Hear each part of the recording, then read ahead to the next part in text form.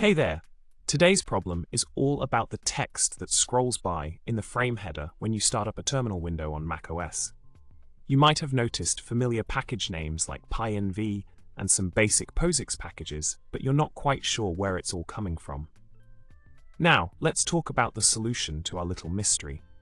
The key lies in a handy function called title, which allows you to set the terminal window and tabcon title. This function supports various terminal environments like screen, iterm, xterm, and rxvt, and even has limited support for Apple Terminal.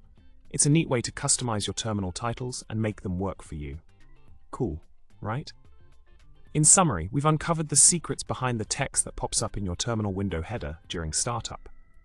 By using the title function, you can take control of your terminal window and tab titles like a pro. Thanks for tuning in, and remember to subscribe, like, and drop a comment below. Until next time, happy coding!